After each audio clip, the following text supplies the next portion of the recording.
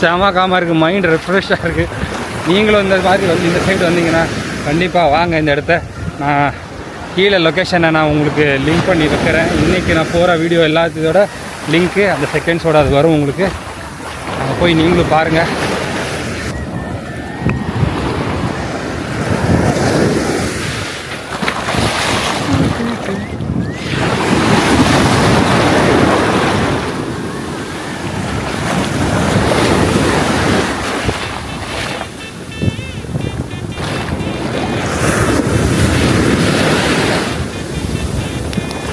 சூப்பரான ஒரு இடம்.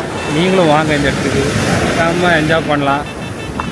பசங்களை கூட்டிகிட்டு வாங்க. ஆனால் தண்ணி பக்கத்தில் விடாதீங்க, அலைங்க ரொம்ப ஸ்ட்ராங்காக இருக்குது இந்த இடத்துல.